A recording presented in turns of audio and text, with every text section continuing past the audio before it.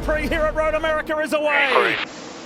Linus Lundqvist in that blue and white American Legion Honda leads the field. His teammate Marcus Armstrong in the green car tucks in behind. And here around the outside comes Kyle Kirkwood. Oh no! Linus Lundqvist has spun and so too has Armstrong. I believe Marcus Armstrong in that green Ridgeline Honda, teammates to Linus Lundqvist. I think the nose of Armstrong got into the back of the pole sitter Lundqvist gearbox, and that's a disaster for that race team, Chip Ganassi. Oh my goodness. And the caution is out on lap 1. Colton Herta, he needs help. Lundqvist, the pole man, needs help. Did he get tagged by his teammate? If the answer is yes, that's a nightmare. There's the evidence right there as you see the nose cone. Watch the green car and the pink and white car of Kyle Kirkwood to the outside. But Armstrong looking to make something happen here. He just gets in a little too deep. Oh, he did hit him. Now, in fairness to Armstrong, Lundqvist did have a pretty big wiggle at the apex. The back of his car stepped out, and I think that probably surprised Marcus Armstrong. We'll see from another angle here.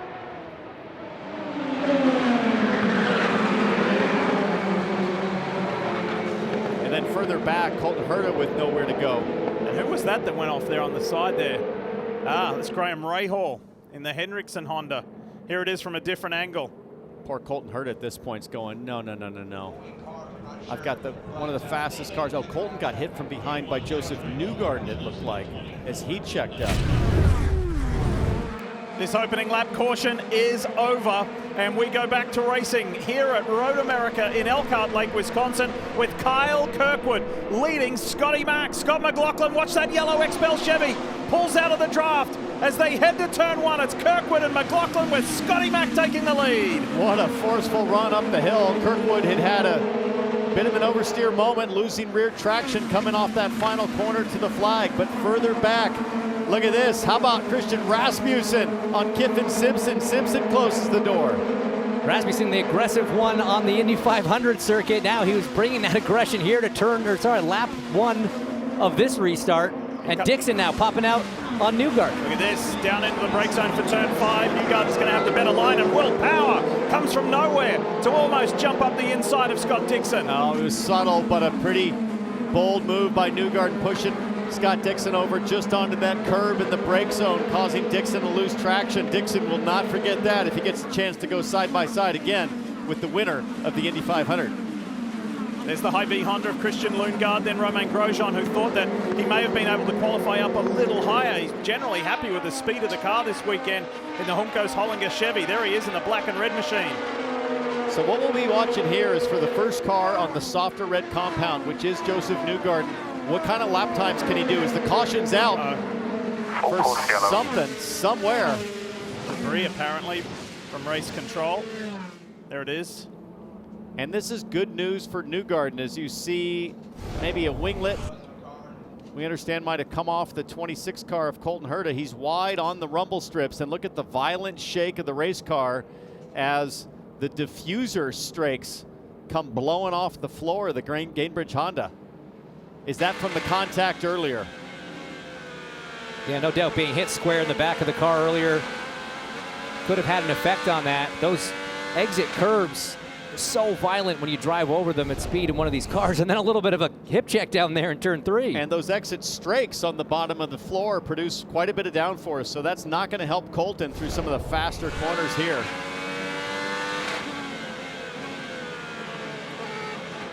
Oh, wow. Around again for Colton Herta after contact there with Linus Lundqvist through front row.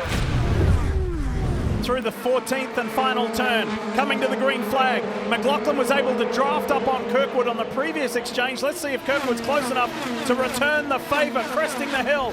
Dixon looks racy as well. That light blue and white car, third, fourth in shot, pulls out of the draft. That's Joseph Newgarden up the inside. Great move into turn 1. Squeezing Alex Rossi all the way on the entry there. Surprised Rossi didn't defend it all going into 1. Looks like these Chevys, these Penske's are very quick in a straight line. Of course, this is one of those tracks where you can trim the car out for that straight line speed more than others, so maybe some different levels of downforce in play here. Marcus Ericsson making a good move in turn 3 there on the inside of Théo Pourchaire. This is Romain Grosjean. Rossi's having to defend. Look at the white and orange car. There's Dixon to the outside. Rossi was having to defend down the inside.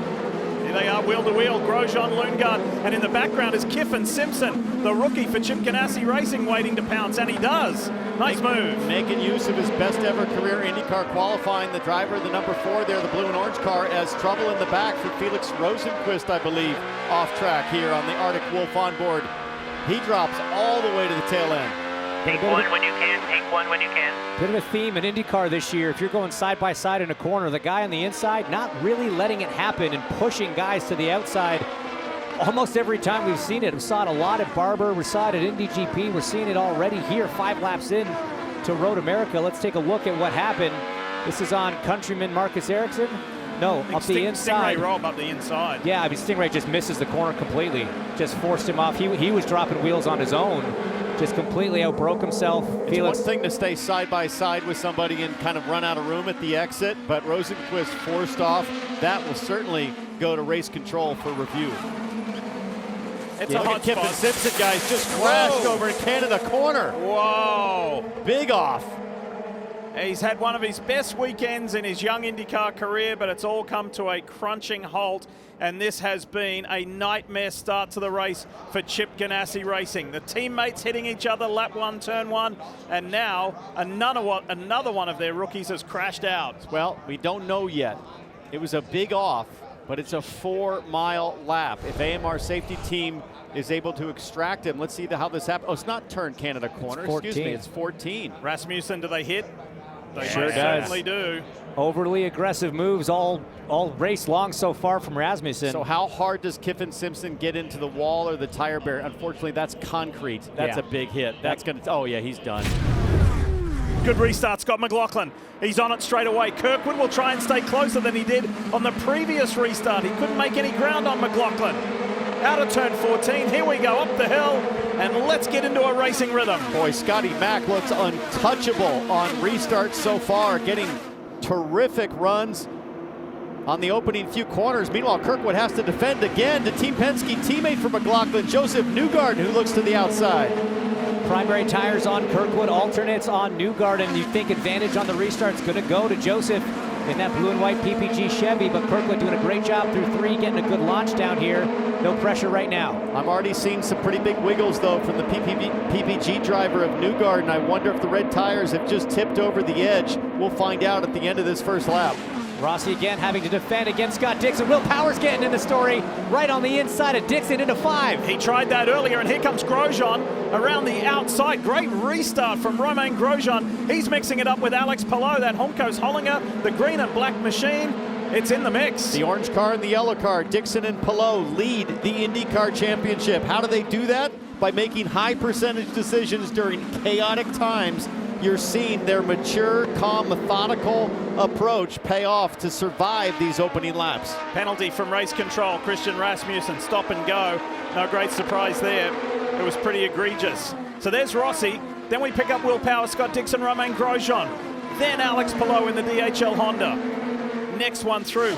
I spent a little bit of time with Grosjean this morning. He was pretty perky. He was upbeat. He was smiling. He was feeling good. And he said, I think I've got a chance to do well today. Christian Rasmussen looking at the inside of Christian Lundgaard as he knows he's coming in the pits for a penalty. Maybe not a lesson learned there. Lee, first we're going to see Kyle Kirkwood hit his pit stall first. Joseph Newgarden also is going to make that. Scott McLaughlin is going to go by. Kirkwood comes in. He's going to go from primary firestones to primary firestones and shell fuel, Marty. They would have loved to stretch it one more lap for Scott McLaughlin. And interestingly, they decide to go with the primary tires for McLaughlin. You see Marcus Ericsson pitting behind him. They're going alternates there. Joseph Newgarden, who has now inherited the lead, will pit next time. Here he is, working his way up to turn 6 in the PPG Chevy. Massive crash yesterday. The team, not only on the 2, but on the 12 of Will Power and the 3 of Scott McLaughlin, it was all hands on deck to get Joseph Newgarden a new, fresh, and ready-to-race race car last night. And Joseph Newgarden needs to hustle. Whatever tire he saved on the opening 16 laps, he's going to use it up on this critical in-lap for Newgarden. And hence Newgarden told me that was a mistake of 6 inches. That's how far he was off the racetrack, just 6 inches. And that impact, as Townsend mentioned earlier in the show, 95 G's to the car inside of his helmet, 80 G's almost for Joseph Newgarden, and he was only sore, he told me. It's a backup car. They ran at Detroit last week. The engine that won the Indy 500. Newgarden goes to the primary sticker tires, Kevin. Pato Award comes in, so that gamble to get off was working essentially. They're in the same strategy as everyone else and cycled up to 5th, but he still needed to do an alternate set. So he's back on the Firestone alternates. Oh, look at this, Kevy, the teammates. McLaughlin on Newgarden. McLaughlin at speed. He pitted a lap earlier. But and Newgarden coming out, but he's put himself in a great position. Newgarden did a great job on that in-lap to close the gap. Remember, he was running pretty close there with Kirkwood, but Newgarden making up time on the reds. He'll still have to build some tire temp, but impressive green flag sequence for Joe New. Check it out. McLaughlin, bottom of your screen. Newgarden, top right. Joseph knew that he was coming. Both of these drivers would be getting that information from the pit. Joseph would have known where McLaughlin was. McLaughlin would have known that that car coming out of the pits was a race for effectively the lead. Nice and patient from Scotty Mack. He just checked up the entry a little bit, squared off his turn in to make sure he had the proper exit and could get Joseph down into 3, no problem.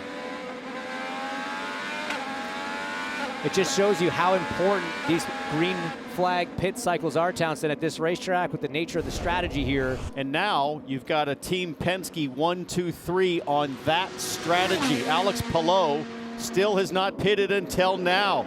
He was able to go farther than anybody. Chip Ganassi getting great fuel mileage once again, Marty. And that's important to note, Townsend, that Alex Palou, who's won 2 of the last 3 races here at Road America, was able to go 1 lap further of those on this strategy. He's going to go with scuffed primary tires for Alex Palou, who was pretty happy with the handling of the car despite kind of being stuck in traffic. A little bit of wing turn there, and they're waiting on the fuel for Palou, who finally leads. We'll see where he cycles out.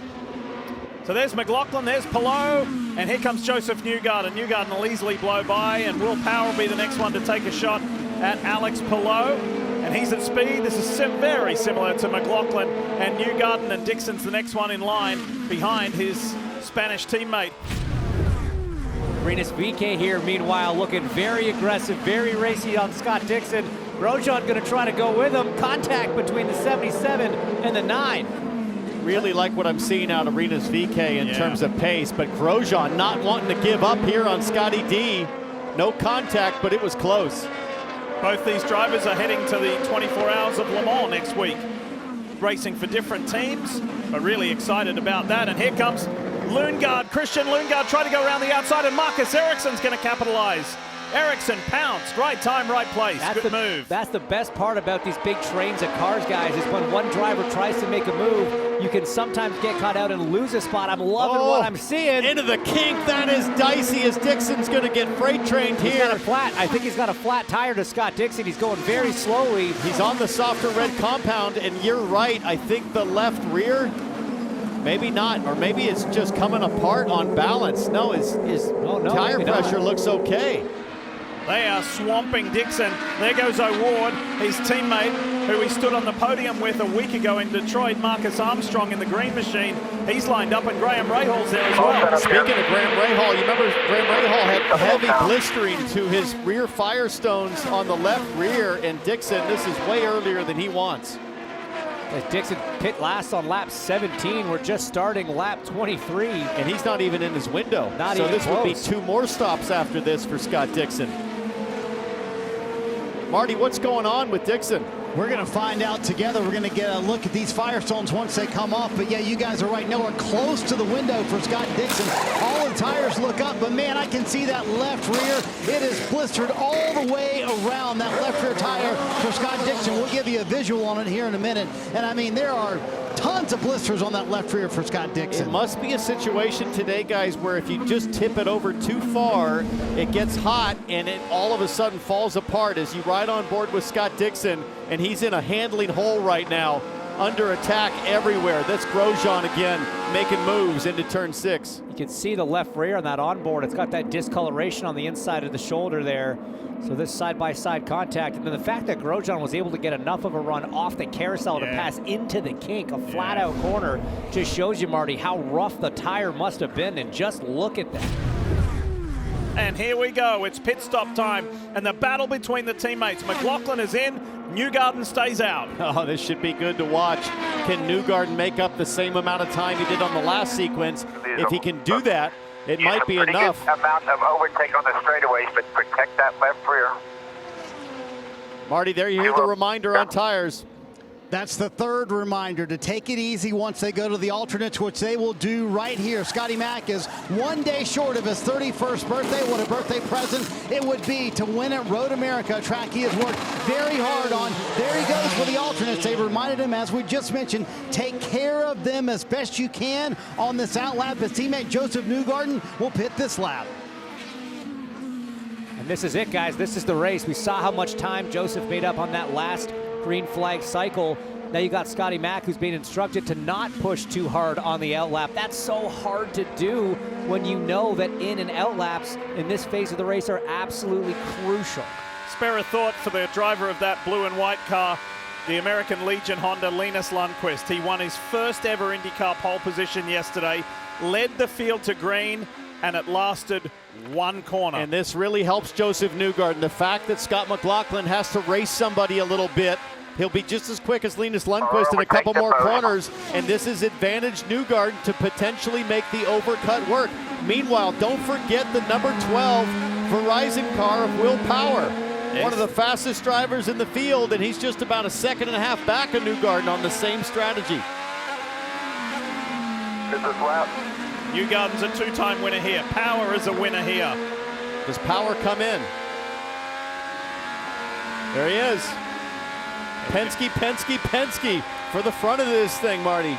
Yeah, for that run, Team Penske was 1, 2, 3. Will Power will go to the alternate, just like Scott McLaughlin on the bottom of your screen. But Joseph Newgarden satisfied that requirement on the first run of the day, so he'll go to the primary tires here for Newgarden. And they reminded him, listen, both the 3 and the 12 will have to be conservative on this out lap. You do not have to be. So Newgarden going to those primary tires. And hence, you mentioned how much he cut into the lead last time. They gained 1 second. Let's see what they gain here. Here we go, McLaughlin cresting the hill.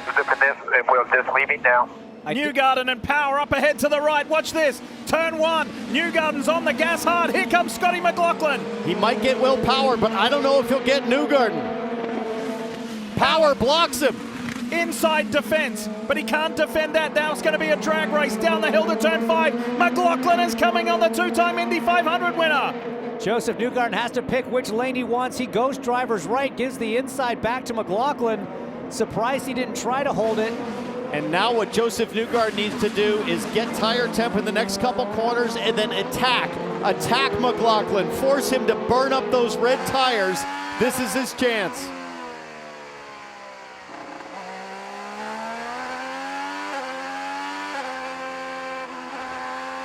You're listening to him have to pedal that throttle on these cold tires.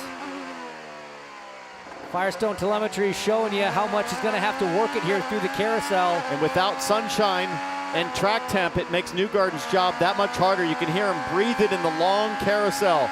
Meanwhile, Scotty Mack at speed and at temperature pulling away. Here's where Joseph crashed yesterday, right there. 95G impact. Oh, and he almost goes again. What was that? Does that give Will Power an opportunity to attack? How did that happen? He just lost focus. You mentioned it earlier in the show. The straights here, they're not straight, Townsend. He was looking down maybe at his dash. He had just come off, pushed a pass. So close as the leader Pelot now. 1 lap longer once again into the pits, Marty. And he has to go to the alternate sticker tires as well. He was very aware of the situation with his teammate Scott Johnson. He too told to take it easy on this out lap for Alex Pelot. Remember, going 1 lap longer gained them 2 spots on the last exchange. Oh, Will Power at speed has to go to the high side, but makes it work. Felix Rosenquist making a move there. He's on a different cycle. He pit last on lap 23, kind of in the same boat as Colton Herta and Linus Lundqvist, who currently are leading. Behind for position. No. Check this out. Look at Joseph Newgarden. Oh my goodness, out over the line onto the grass. This is over 180 miles an hour. That could have been disastrous. And look at this for the lead of the race. Teammate on teammate. Inside of turn one, Joseph Newgarden has got Scott Dixon. So this was what we were speculating. How much is McLaughlin going to have to hold back to protect his Firestone alternates? The answer is quite a bit, because Newgarden is head down to the front and gone. He was a full second faster than Scott McLaughlin on that previous lap, a 144.6 to a 145.6.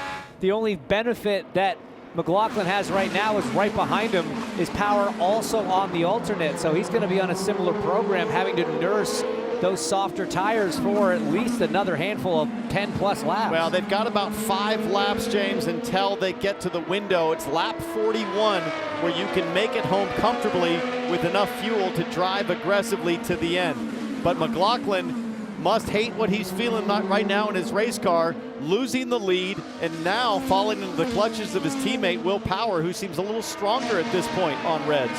Even Power was 0.9 of a second faster than McLaughlin on that last lap. So you can see a little bit of coloration on both of the right front tires of the soft shod Penske's of Power and McLaughlin. So both of these drivers working for it, but maybe McLaughlin's suffering a bit more. Well, we saw earlier with Scott Dixon, if you blister the rears, you're done. You got to come to pit lane. So you have to make sure, Marty, that you do not tip him over the edge. Yeah, no word from Scott McLaughlin yet as to any issues. In fact, a moment ago, Kyle Moyer said the temperatures on the tires look good. That's while he was leading. Here's the thing, Townsend, you were right. They're going to be able to make this red stint, the alternate stint, a little bit shorter, but they still have to make it last 6 more laps. And he also knows his teammate right behind him, Will Power, is quicker than Scott McLaughlin. So right now, I think both of these Team Penske cars just trying to hang on. Hit this lap, please. That's for Scotty Mack, and Power stays out. So we've got some difference here. Newgarden on the primaries and leading the race. McLaughlin is going to get off the alternates here, and Power stayed out on the alternates. We got a good comparison here, Marty. That was a very late call from Kyle Moyer to bring Scott McLaughlin to pit road. That was on the entrance of turn 14. You saw McLaughlin dart for pit road. He's going to get off of those alternates, go to the primary tires, and he never had a complaint about these alternate tires. So he was very happy with how it ran that entire time. This could all come down to how it sequences out. Your in lap, your out lap. McLaughlin leads for the primaries. Newgarden was told to push hard. He's going to come this next lap. And a big part of the out lap here is traffic, and McLaughlin will have none. It'll be a perfectly clean Road America turn 1 and turn 3 for McLaughlin. That's what you want in the undercut situation. This is Nolan Siegel, bottom of your screen, and race leader Joseph Newgarden. How is this going to play out? Is it going to be power and advantage to Newgarden, power and advantage to McLaughlin? We'll see. Newgarden made a pretty big mistake there on the brake zone for turn 8. He came in really hot. He's got turbulent air from Nolan Siegel and ran wide. I'll bet he lost about a half a second in that one corner alone. And he's not catching him as quick as you would have thought. This is exactly what I was saying. Being in the dirty air of another car slows you down.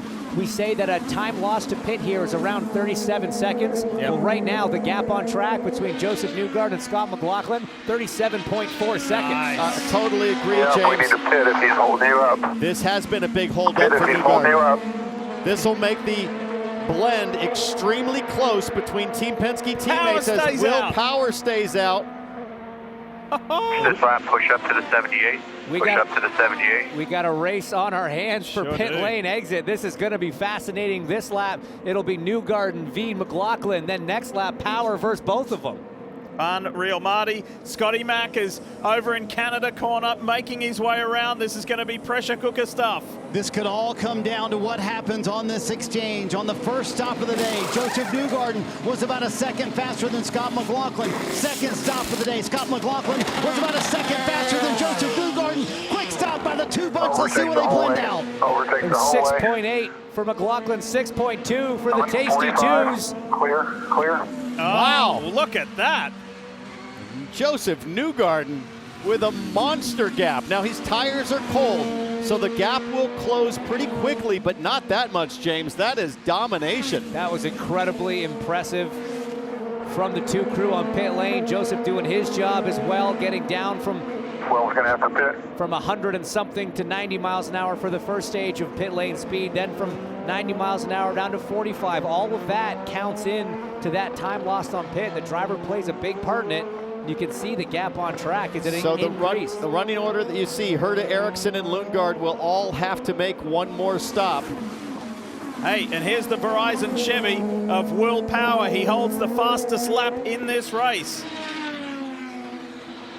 I'm not sure it's going to be enough to stay in front of Newgarden. That was such an impressive exchange for Joseph.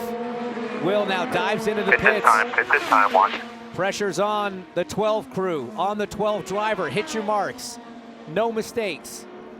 Marty standing by. This is going to play out very interestingly, Marty. Boy, Lee, for the better part of this race, Team Penske has been 1, 2, 3, and interestingly, those three cars on the final stop of the day pit on 3 different laps. Will Power coming down pit road, and of note, he has more push to pass left for this race than his other teammates. So Power, no complaints with the handling of the car, gets those sticker primary tires on the 12 car, and a quick stop for the 12 bunch. We'll see where he cycles out. Here, bud. Here we go. Push on the outlap. Newgarden's cresting the hill. Is this going to work for Will Power?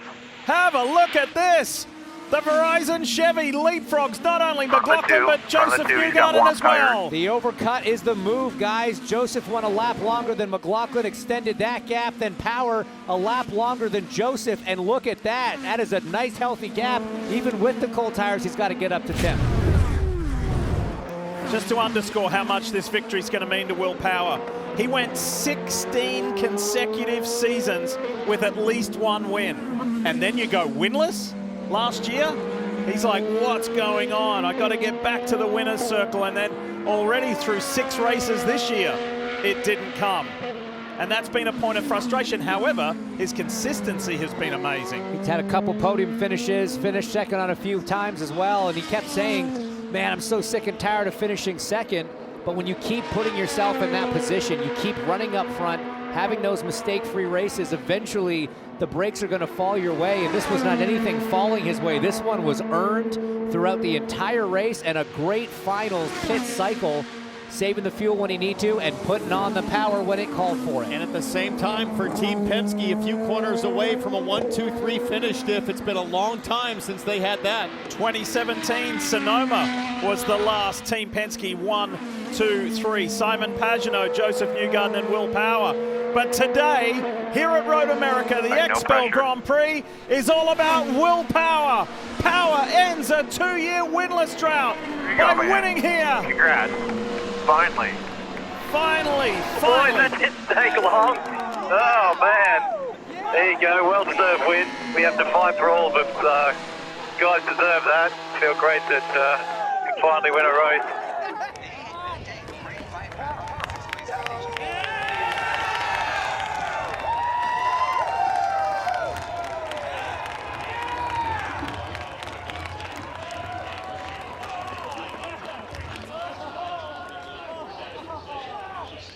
Hey, it took 2 years and 4 days, but welcome back to Victory Lane, Will. Yeah, I was, I don't know, man. I felt good about today, and we had a very fast car, but got to thank all the guys, man. Great strategy, very fast. There's Liz, his son, Bo.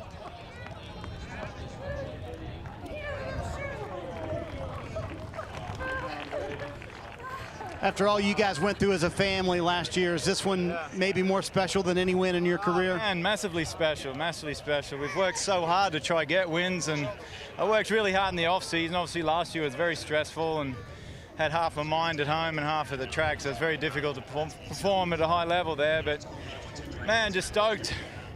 Verizon has been such a big supporter of mine for so long now, and stoked to see that car back in Victory Lane. And Chevy had excellent horsepower today, and very happy, man. Very, very happy. That was very, very, well deserved for the whole team. We worked so hard for that. Were there honestly times in this 2-year period, Will, where you thought, I don't know if I'm ever going to get back there? Yeah, actually, you do start to think that, but you just, man, I know we got the pace. You know, Long Beach we were really quick, and just yellows falling at weird times and plenty of second places, but that just shows what this series is. It's no joke. It's incredibly hard to win, and you've got to work hard and do a perfect job. Otherwise, you're not going to win. So that's what we did today. Up next, it's the Firestone Grand Prix of Monterey, Sunday, June 23rd. Watch it at 6 p.m. on USA Network.